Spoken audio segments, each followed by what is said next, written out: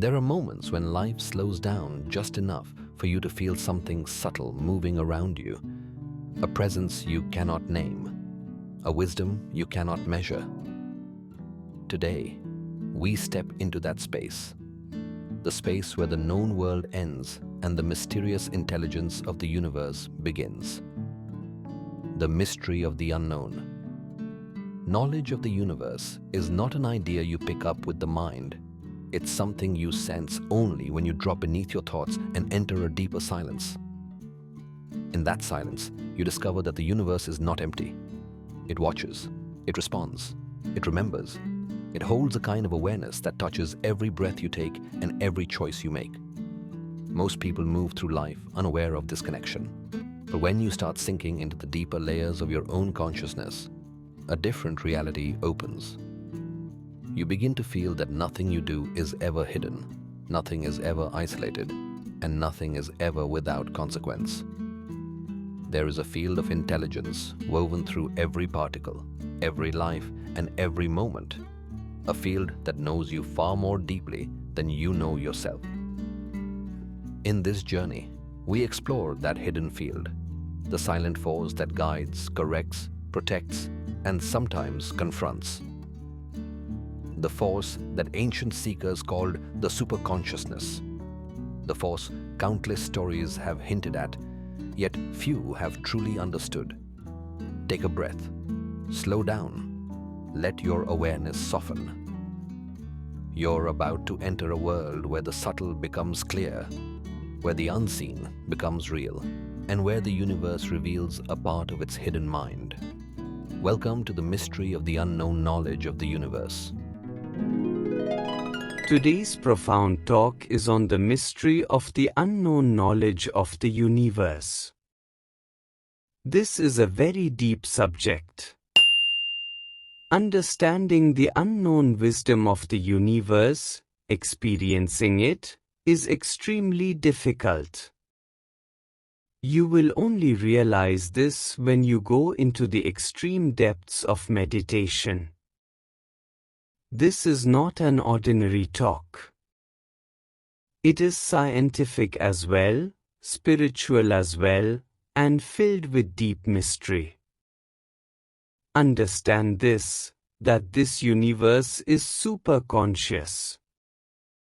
Everywhere around you where you live, like your life is, you have no realization of it.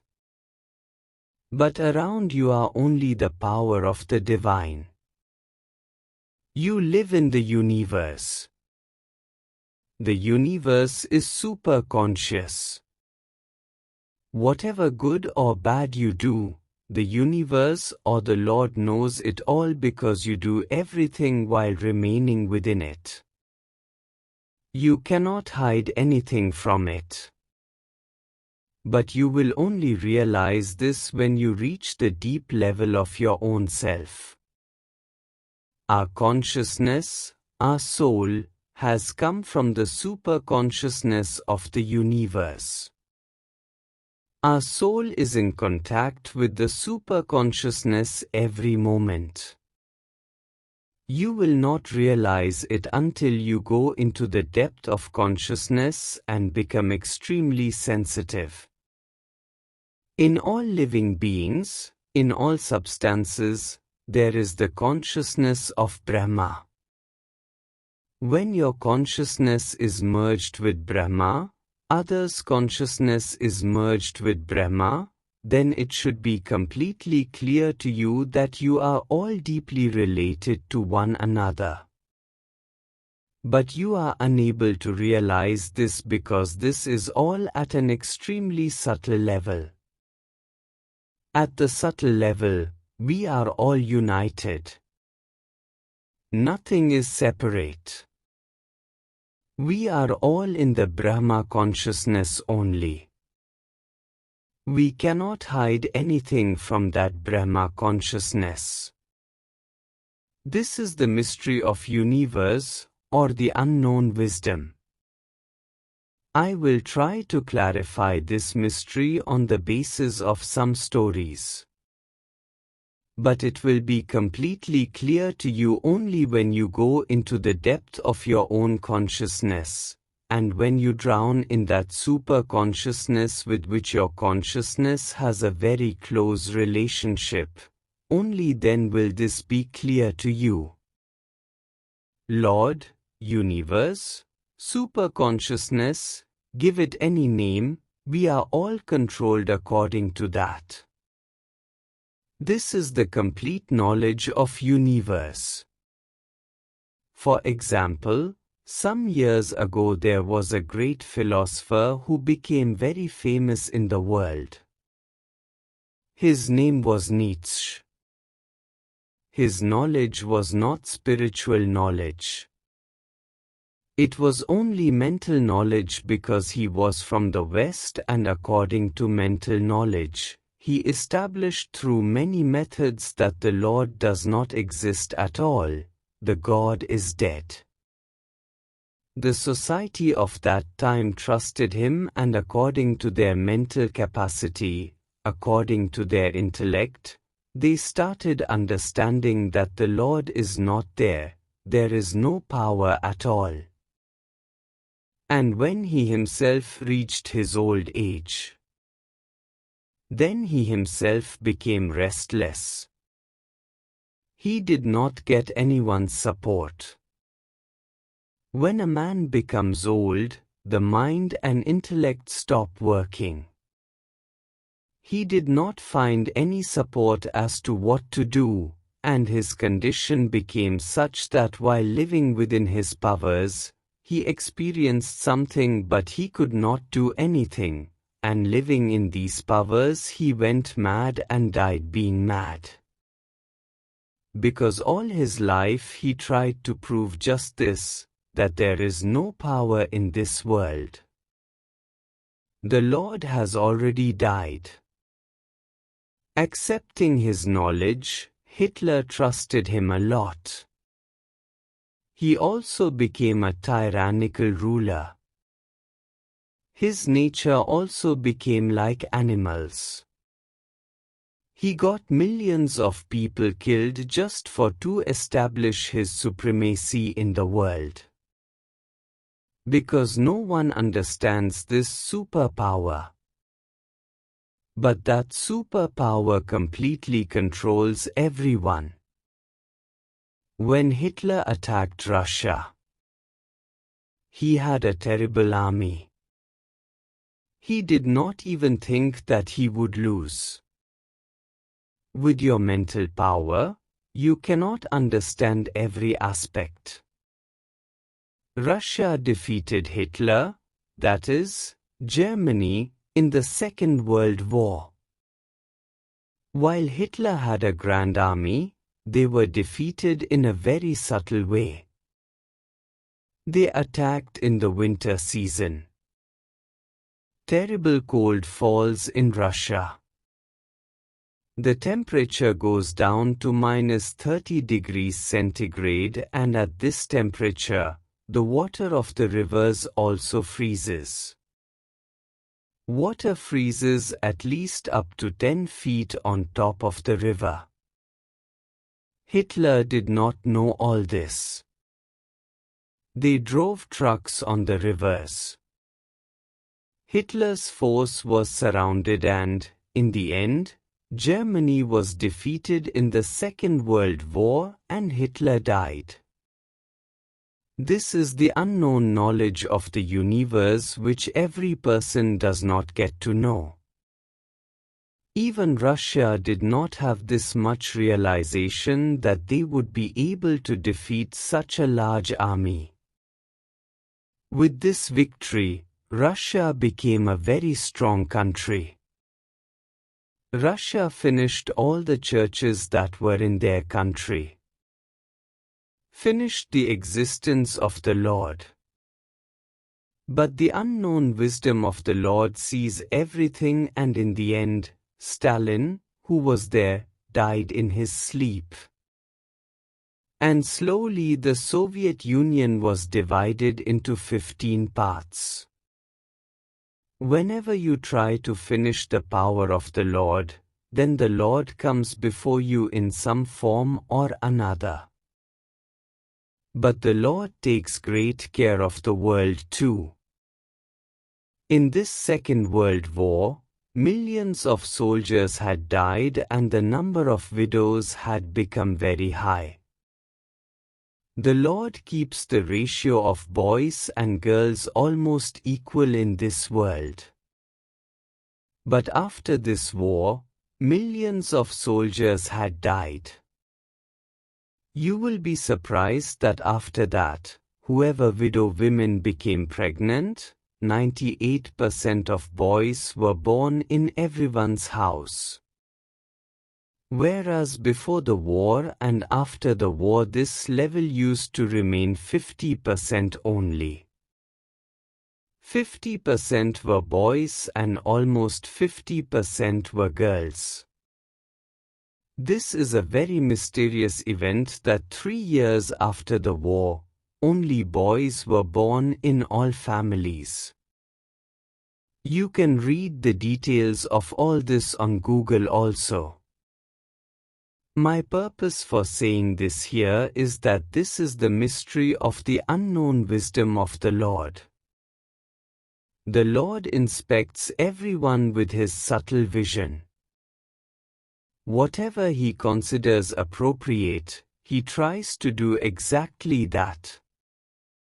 You must have seen many times in life that people commit terrible crimes. They think they will not be caught. They will not be caught in any form. They do it with complete security. And you will be surprised to know this, almost all criminals get caught. Whether they get caught after 2 years or after 10 years. This is the unknown knowledge of the universe. I can tell you a small incident. There was a married couple. Husband and wife used to love each other a lot.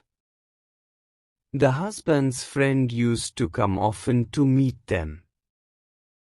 The friend developed a relationship with his wife.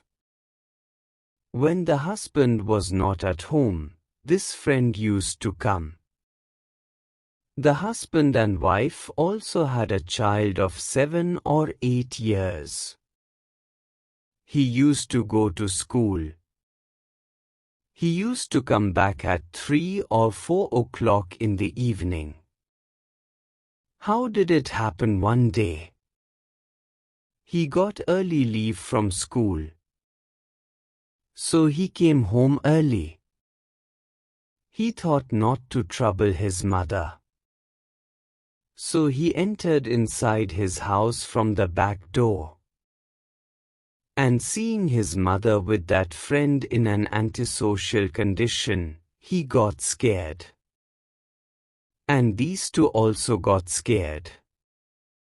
The child was as much older, he was understanding everything, and these people got very scared that if the friend's friend got to know, meaning if the woman's husband got to know, then it would be very difficult.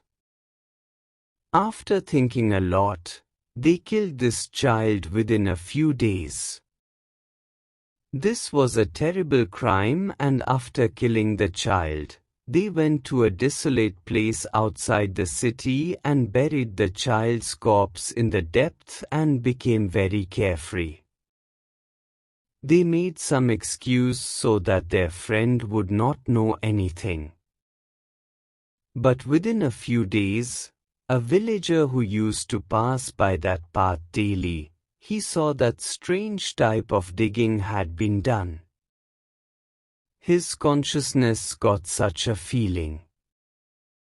Because the child's consciousness merged into the Lord's consciousness, and from that consciousness, the consciousness of the villager received such a signal in a subtle form, and it came to his mind to dig and see that place.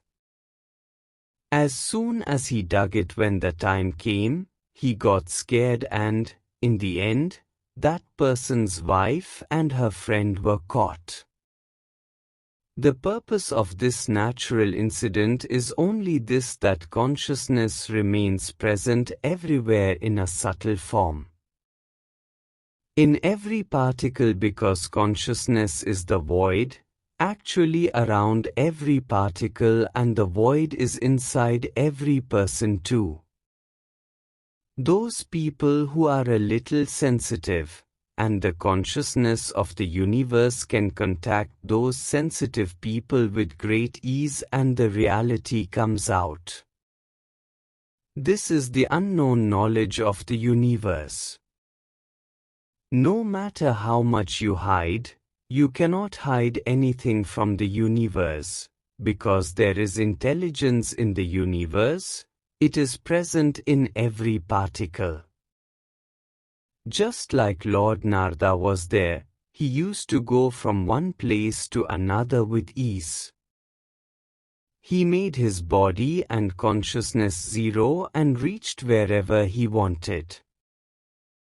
Similarly, in our time there was Lahiri Mahashaya.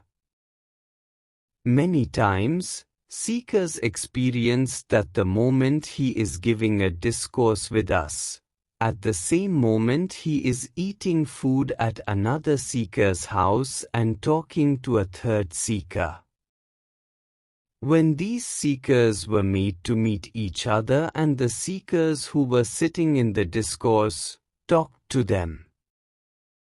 So, they also felt very surprised that at the appointed time he was present here also, and was present with both these seekers also, because he could take his consciousness anywhere before anyone. Because he had complete contact with the super consciousness, and with great ease, he used to take his consciousness wherever it was needed. You must have heard this story.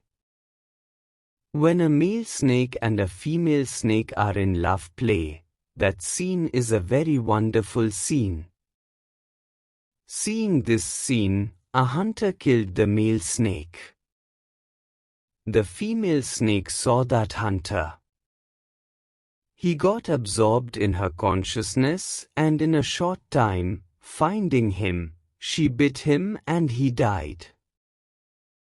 Because consciousness is in every creature, and consciousness can move here and there with subtlety. If consciousness has experienced who has done this work, it does not take time to find him. In Mahabharat, you saw where injustice happens, there is total destruction. Like it happened to the Kauravas in Mahabharat.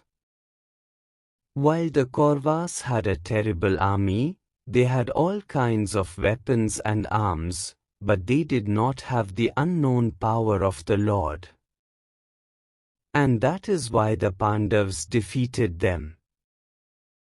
This is the unknown knowledge of the universe, and this is its mystery.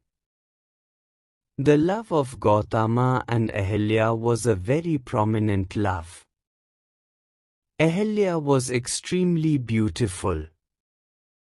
Lord Brahma had created Ahilya.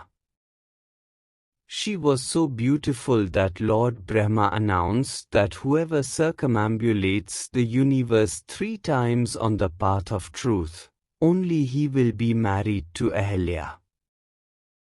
Gautama Rishi, who was one of the Saptarishis, he did not circumambulate the universe, but he had Kamadhenu.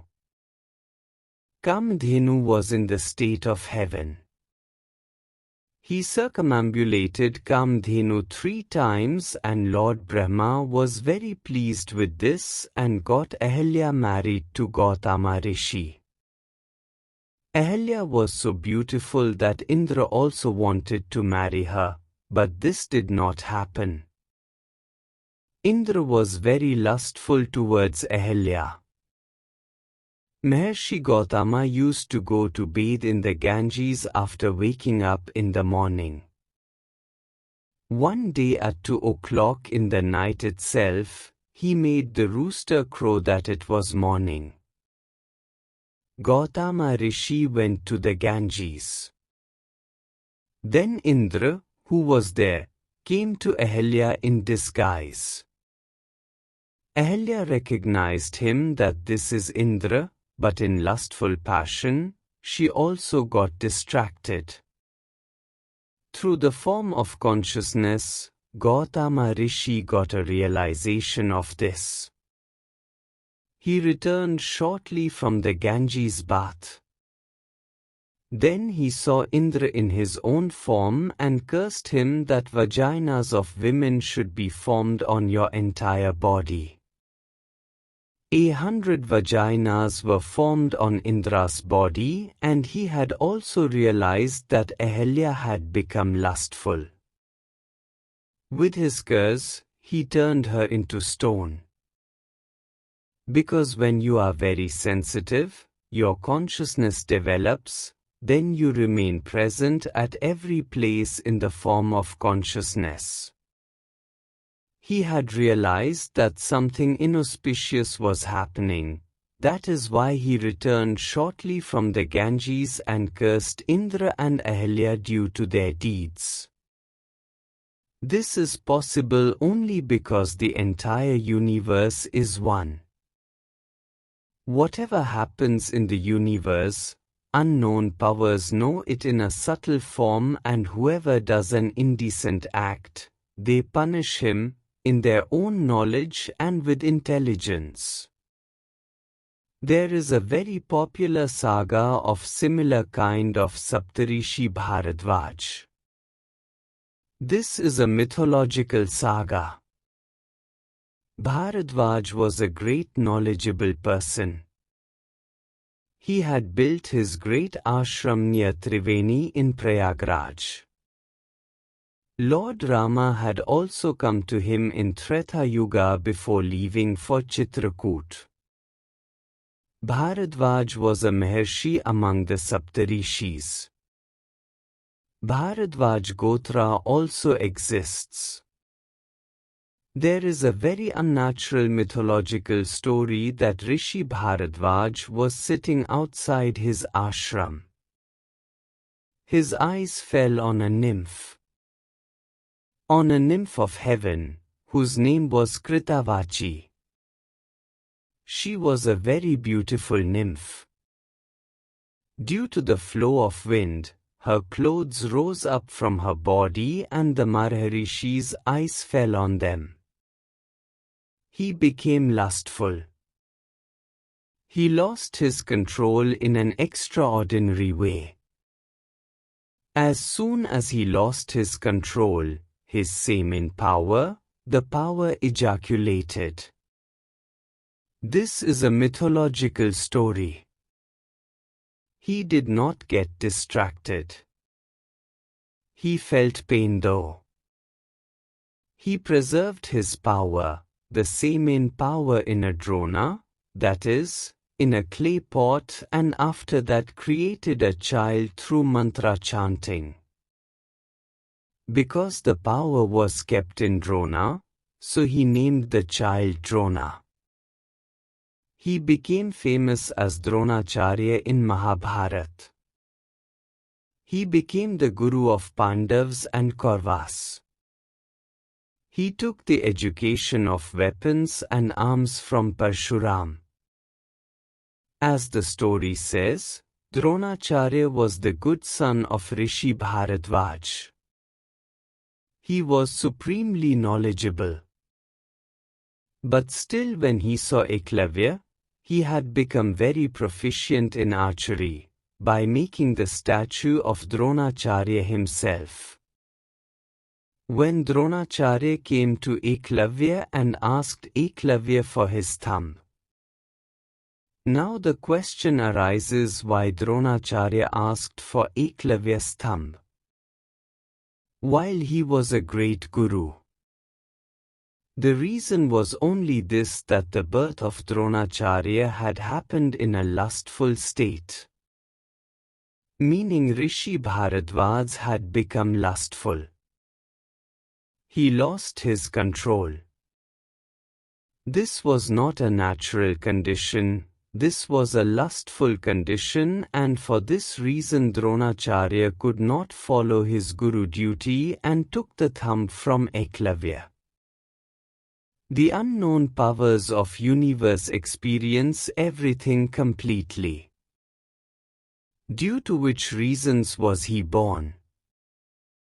When the power of lust comes out from a lustful state, no matter how restrained or knowledgeable a person is, the origin that happens from it, there remain some possibilities in it which are not complete according to logic. The purpose is wrong because his birth happened only due to that improper reason. Unknown powers experience every situation completely and work happens according to that only. Because Bharadwaj got distracted in a moment and lost his stability only by getting distracted. And for this reason, despite being a great guru, there was a flow of vision of asking for Eklavya's thumb from him. He could not get the great title in the form of a guru, whereas there is no such incident in the life of Bhishma Pitamah.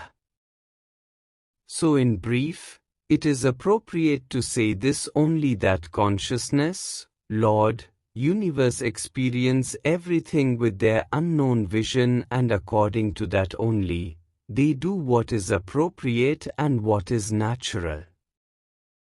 The power of the Lord does not get disturbed anywhere. Nothing remains hidden from the Lord.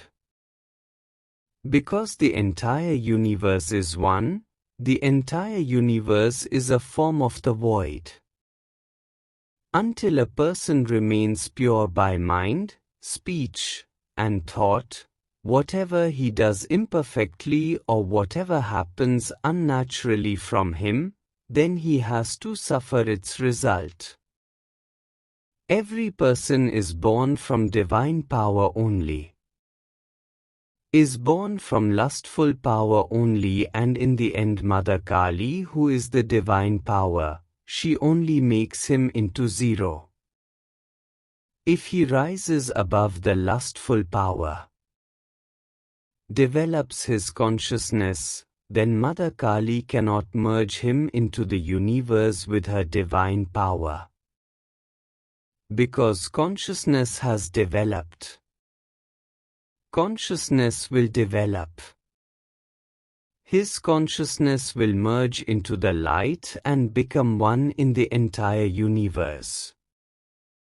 So whatever work we do, whatever work happens by us, in what form will we get its fruit? It is impossible to say anything about this.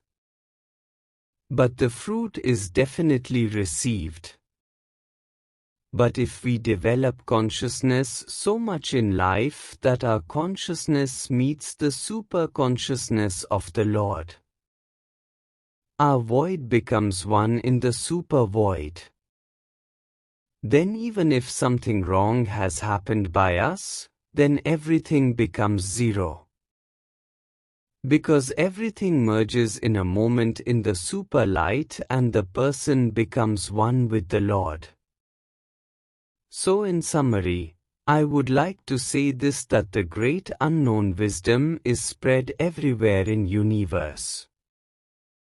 We cannot experience this in an ordinary way, but it gets realized in life. If you develop your consciousness, then you meet that superpower and you get a complete realization that whatever is happening is somewhere related to my deeds only. The unknown powers of the Lord do not spare even the great Saptarishis. They also have to suffer everything according to deeds. This is the law of the universe, and the unknown powers of the universe inspect us from all around. We cannot hide anything from them, because we live in the Lord only. We breathe in the Lord only, We live in the light of the Lord only, and the Lord only is our life. To understand this, to have a realization of this and to go into its depth, if we can do all this, only then can we understand the mystery of the unknown knowledge of the universe. Thank you.